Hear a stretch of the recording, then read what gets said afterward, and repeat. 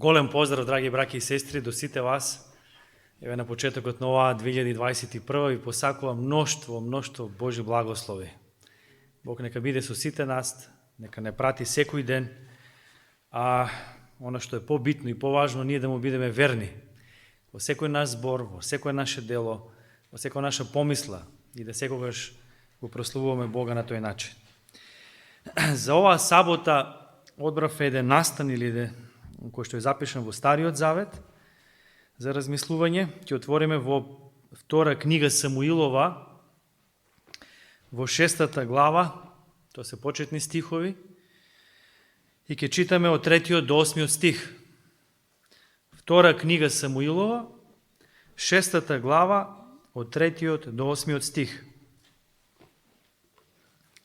Божиот ковчег го положија во нова кола, откако го изнесоа од Авинадановата куќа, што стоеше на ричето.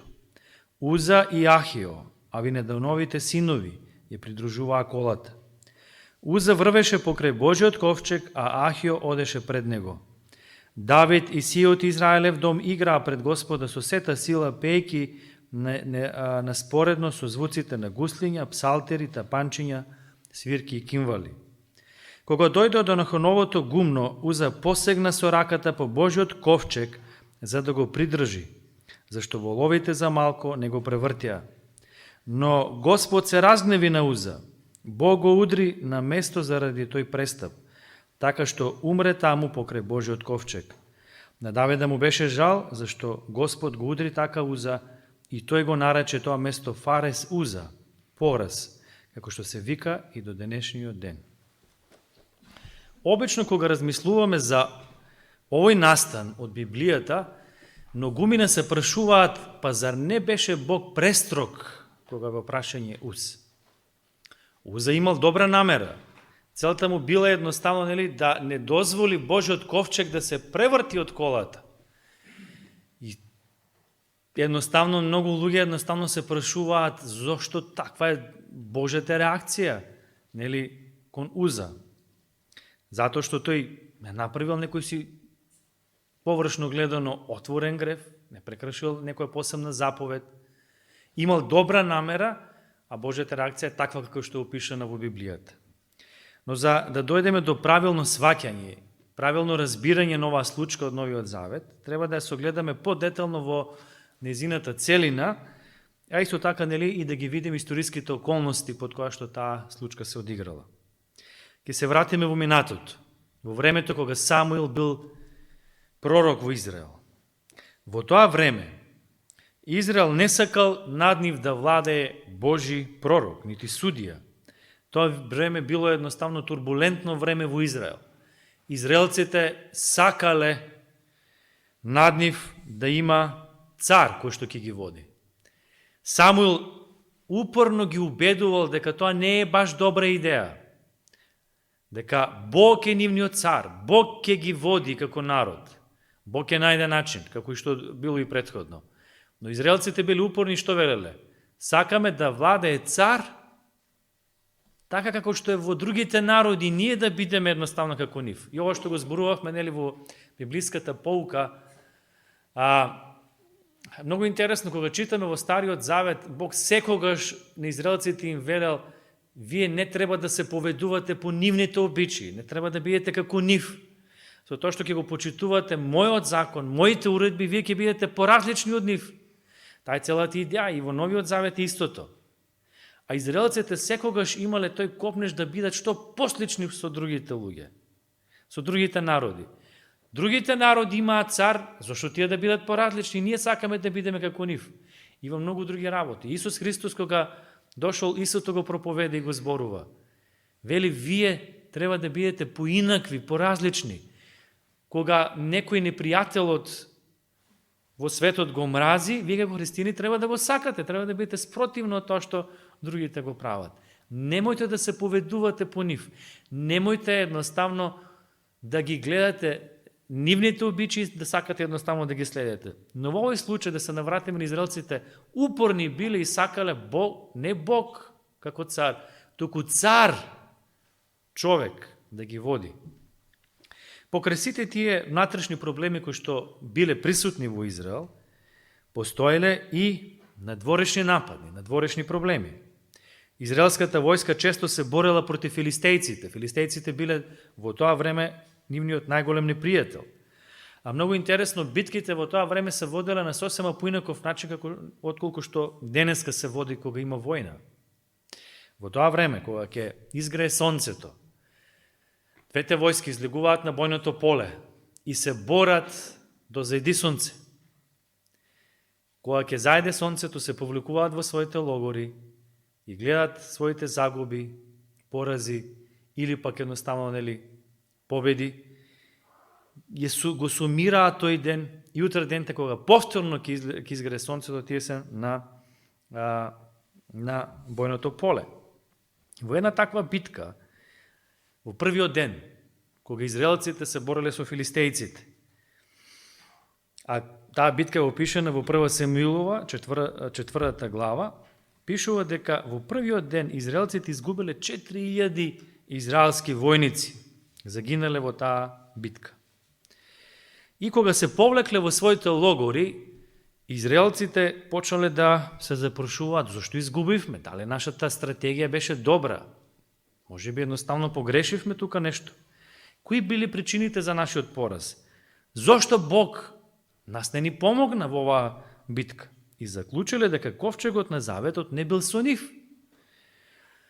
Затоа што кога израелците доаѓале од Египет, ковчегот на заветот бил со нив. И како одел тој пред нив, многу победи и Бог на чудесен начин едноставно се покажувал помеѓу израелците. И сега кога изгубеле тој ден, тие помислеле ковчегот на заветот не беше со нас, физичка манифестација на Божјото присуство и затоа едноставно изгубивме. И била издадена наредба утрешниот ден да го донесат ковчегот на заветот од Силом во логорот и тука да биде присутен. Затоа што ако ковчегот е присутен, Бог е присутен и тие сигурно едноставно ќе победат. Филистејците ковчегот знаеле што се случувало со израелците кои победи ги имале благодарение на Божјото присуство. Од друга страна, и израелскиот народ бил многу убеден дека ако ковчегот биде присутен, тие едноставно ќе извојуваат победа. Сите моќни дела кои што Господ ги направил за својот народ биле препишувани на неговата сила.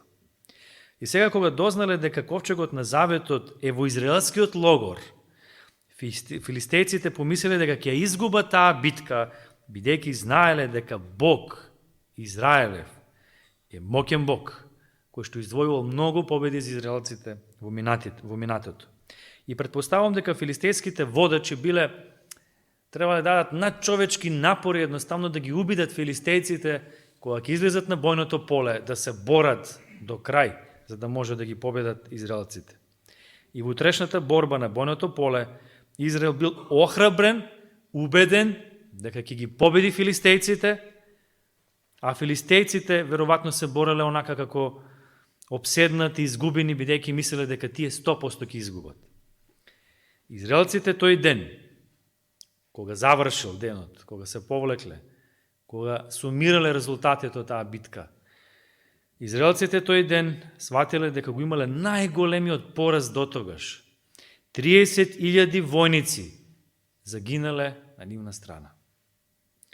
Поради големиот број на човечки жртви, покрај големиот број на човечки жртви, ковчегот на заветот бил одземен од страна на филистејците, а свештениците биле убиени кои што биле таму околу во логорот. И ситуацијата во Израел била крајно тешка, ужасна. Го имале најголемиот пораз, ковчегот на заветот не бил помеѓу нив, свештениците биле убиени. А ковчегот на заветот всушност ја представувала Божјата слава, Божјото присуство и бил одземен од неговиот народ. Зошто толку голем губиток? Зошто толку голем пораз? Ако ковчегот на заветот ја представувал Божјата присутност и бил со нив, зошто сето тоа се случило? Баш поради тоа што израелците не го прашале Бога дали е негова волја да стапат во војна со филистејците. Прва работа, а втора, Бог ниту заповедал, ниту одобрил ковчегот да биде донесен во војниот логор. И тоа била причината за нивниот голем пораз. Поразот на израелците не бил само пораз на израелците, туку пораз и на нивниот Бог. Според начинот на размислување во тоа време. Филистејците, божечките народи така ги поимале тие работи. Кога две војски се борат, она војска која што ќе победи, нивниот Бог го победил Богот на поразените. И сега филистејците тоа така го сваќале. Значи, нивниот Бог го победил израелскиот Бог. И како начин на подчинетост на израелскиот Бог над нивниот Бог, што направиле? Кога го одзеле ковчегот на заветот, каде го однеле? Го однеле во храмот на нивниот Бог Дагон. И го положиле каде? Во подножието на големиот кип на Дагон. На тој начин тие сакале да покажат дека израелскиот Бог е подчинет Бог над нивниот Бог Дагон. Дагон е оној кој што извојува победа на израелскиот Бог. Затоа филистејците биле тие кои што едноставно го победиле Израел. Така размислувале. И кога ковчегот бил поставен во храмот на овој незнабожечки народ, следното утро, филистејците биле запрепастени од призорот што го виделе. Библијата вели дека кога дошле во храмот на Богот Дагон, виделе дека сушност кипот на Дагон се поклонил пред Божиот ковчег. Бил паднат. Тие го повторно го вратиле во првобитната положба и следното утро не само што Дагон паднал и се покнул пред Божиот ковчег, доку бил и раскршен на парчиња. Таа гледка ги вознемирала филистејците. Имале проблем поради присуството на ковчегот во нивната царство. И што одлучиле? Сватиле дека некои работи тука не штимаат. Решиле, одлучиле да го испратат во друго село. Таму се случило нешто друго што ги загрижило. Жителите во селото, кај што бил однесен Божиот ковчег, добиле тумори, добиле чиреви. Посакале ковчегот да го однесат на друго село и кога го направиле тоа, здравјето на овие првите, каде што бил претходно ковчегот, се повратило, но таму сега во другото село каде што бил однесен ковчегот, тие почнале да добиваат чиреви. Поради сите тие случувања во земјата филистејска, кои се случиле откако ковчегот Божи бил помеѓу нив, одлучиле ковчегот да го вратат на израелците, да го вратат во Израел. Филистејците сватиле дека одредено проклетство ги прати поради тоа што едноставно го одзеле ковчегот на заветот во нивна средина. Знаеле дека Господирот на семирот, дека израелскиот Бог е поврзан со тој ковчег.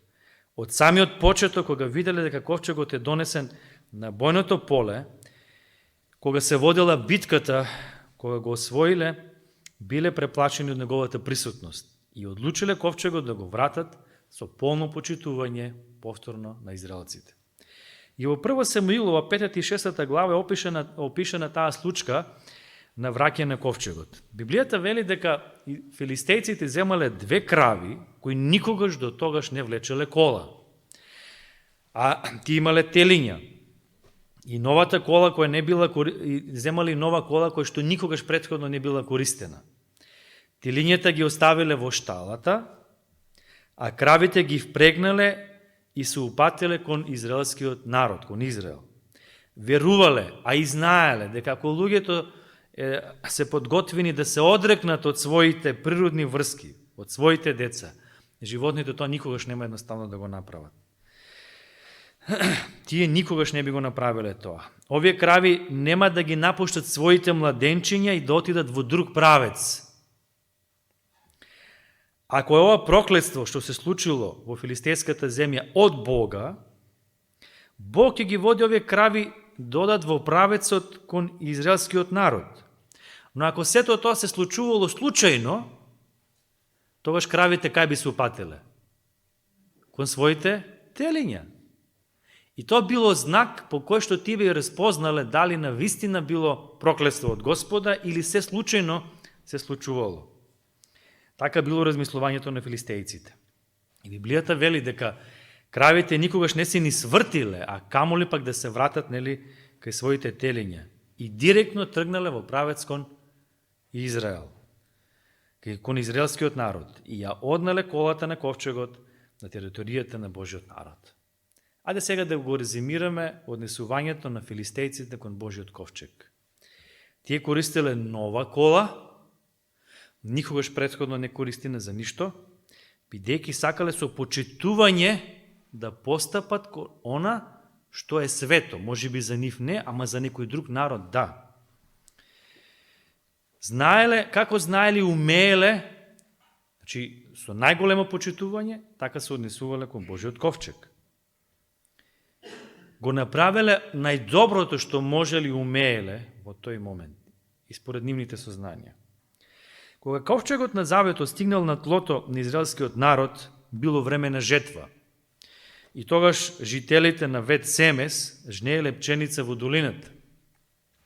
Кога виделе дека колата со ковчегот Божи се запрела кај нивата на Исус од Вет Семес, овие жетвари кои биле на нивата, ги исцепале дрвата од нивата, ги принеле овие крави за жртва, на паленица на Господа, како благодарност затоа што на чудесен начин Бог едноставно го враќа ковчегот помеѓу нив. Жителите на тоа место брзо ја прошириле веста дека ковчегот е повторно на израелска територија, па народот од околните села, од околните населби се собрал да го прослават чудесното враќање на ковчегот на нивна територија. Ковчегот бил поставен на истите камења кои што претходно биле дадени жртвите, и така наблюдувајќи го и чудејќи се на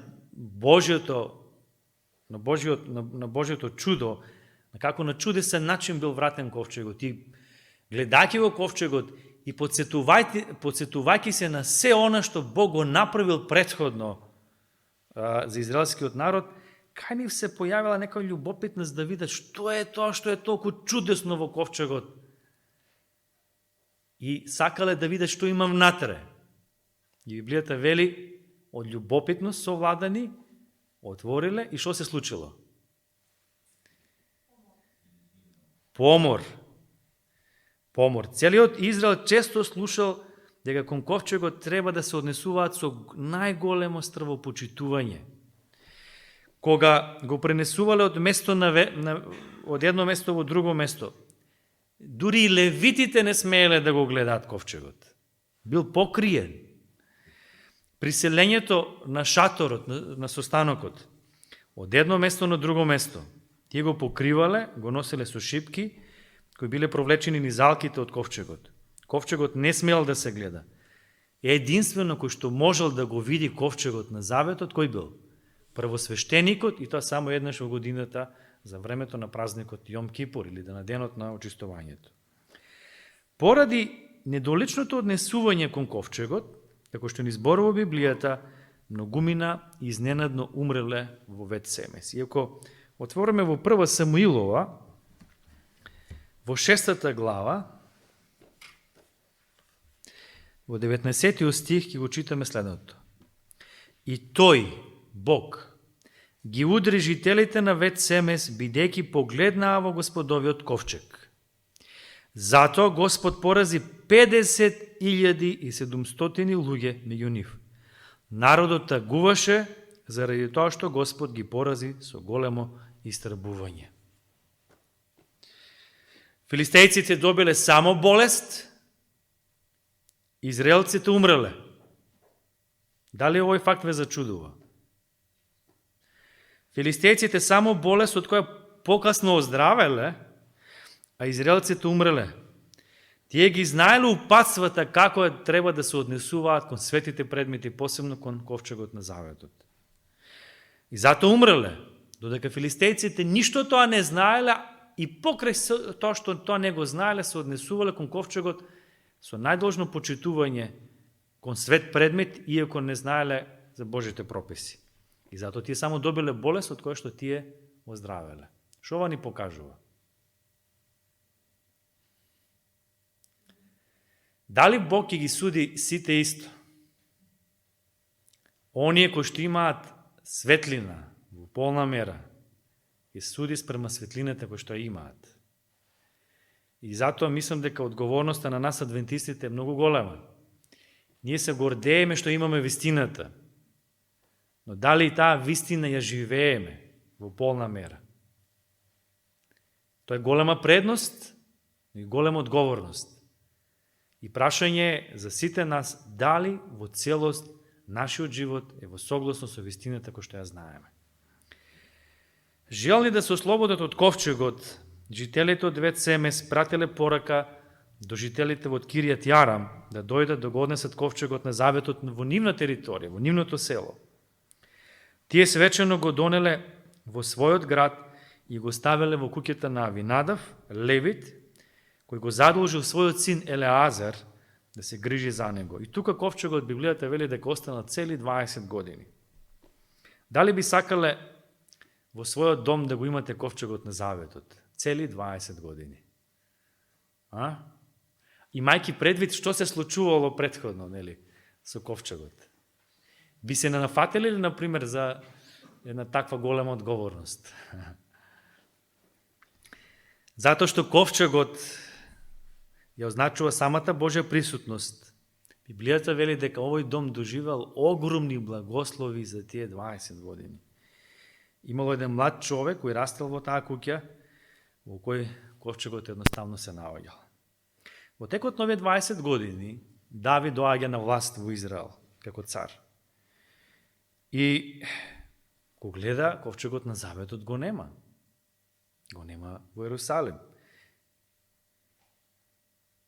Поданиците едноставно му кажале дека ковчегот на заветот се наоѓа во една куќа, во куќата на Авинадав. И Давид одлучил да направи огромна процесија, да го донесат ковчегот на заветот во Ерусалим. И тогаш организирал голема процесија за да се врати ковчегот во Ерусалим. Интересно е да се запази дека истиот број од 30.000 луѓе кои што загинале претходно кога бил одземен ковчегот на заветот, сега Давид 30.000 луѓе собира за таа таа процесија за да може ковчегот на заветот да се врати повторно во Ерусалим. И читаме повторно овие стихови кои што ги читавме и на почетокот.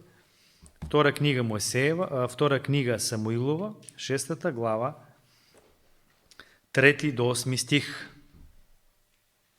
Божиот ковчег го положија во на нова кола, откако го изнесо од Авинадановата куќа што стоеше над ричето. Уза и Ахио, Авинадановите синови, ја придружуваа колата. Уза врвеше покрај Божиот ковчег, а Ахио одеше пред него. Давид и сиот Израелев дом играа пред Господа со сета сила, пеејќи наспоредно со звуците на гуслиња, псалтири, тапанчиња, свирки и кимвали. Кога дојдоа до нахоновото гумно, Уза посегна со раката по Божиот ковчег, за да го придржи, зашто воловите за малко не го превртија. Но Господ се разгневи на Уза. Бог го удри на место заради тој престап, така што умре таму покрај Божиот ковчег. На Давида му беше жал, зашто Господ го удри така Уза.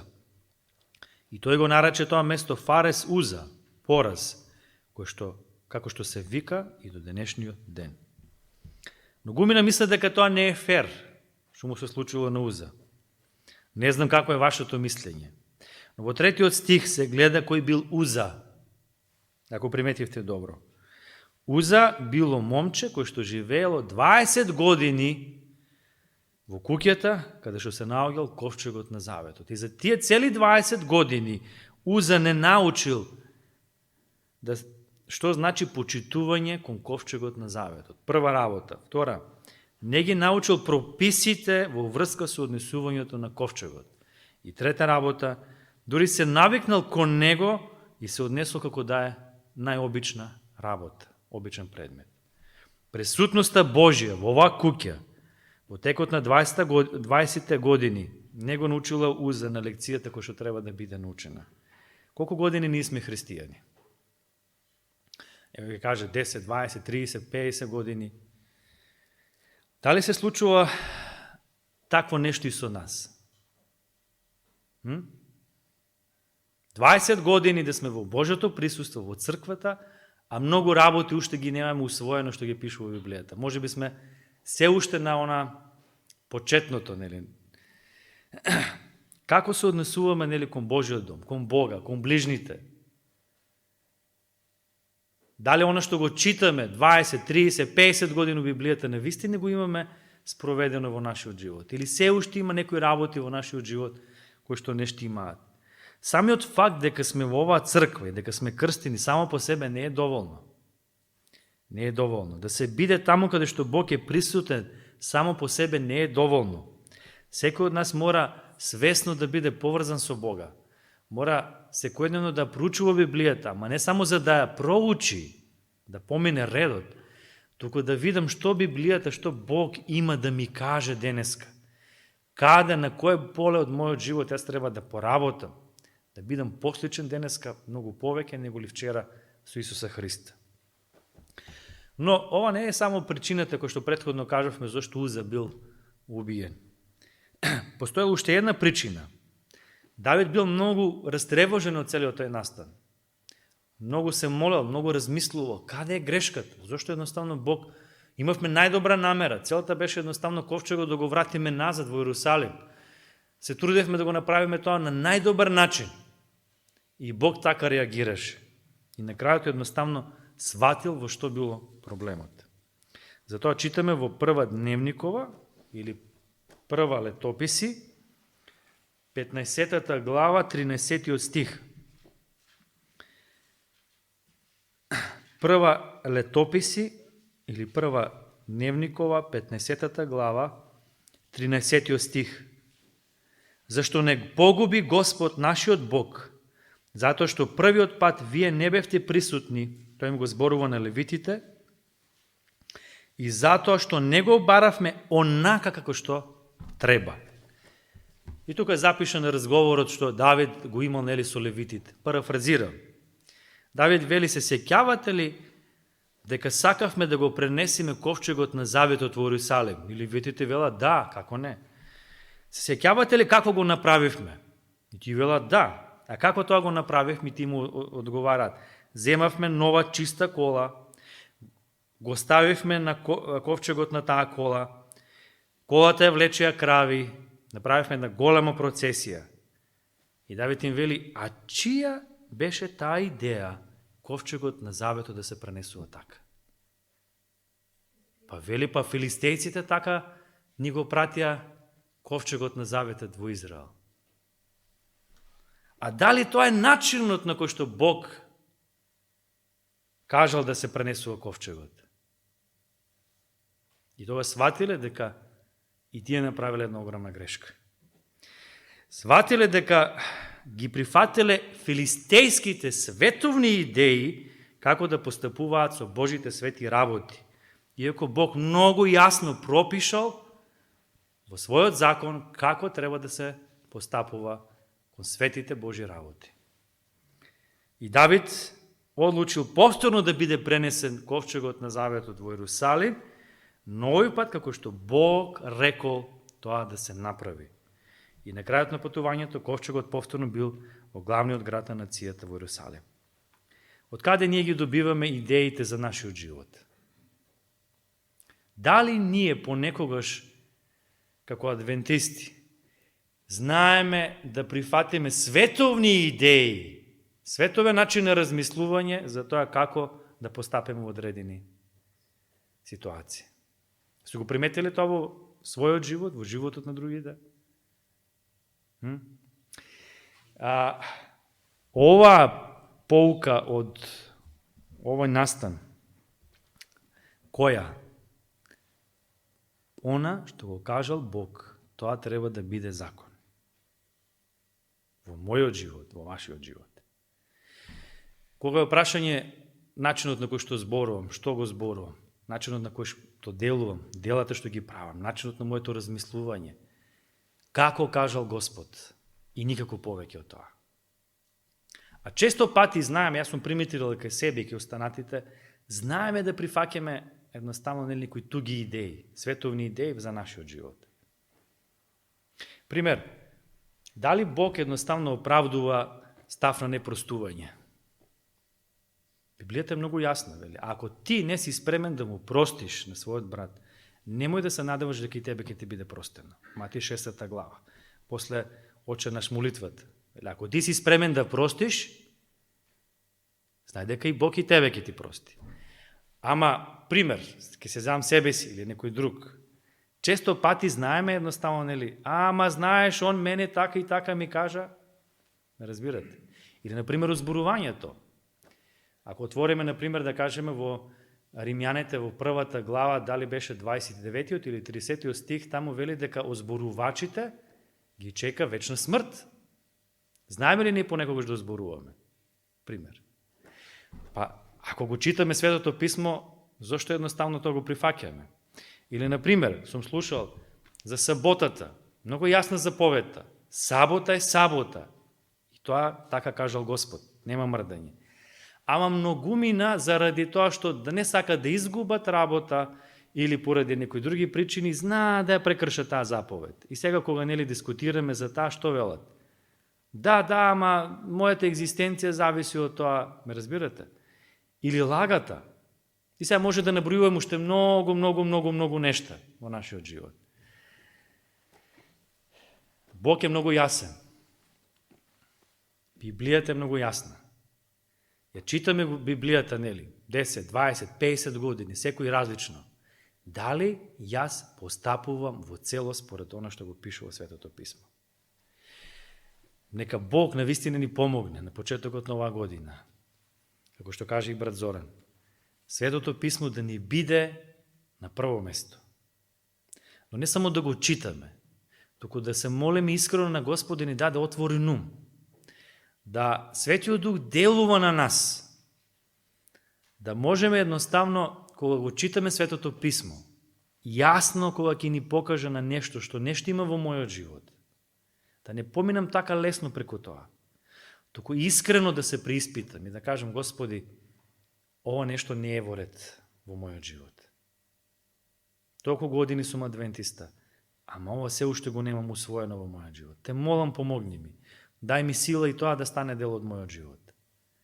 Така се прават реформи. Со тоа што едноставно ќе го почитувам Божјето Слово. Нека Бог ни помогне да овој настан од Светото Писмо јасно ни покаже колку е Бог сериозен во однос на неговите прописи и принципи кои што ги оставил Светото Писмо.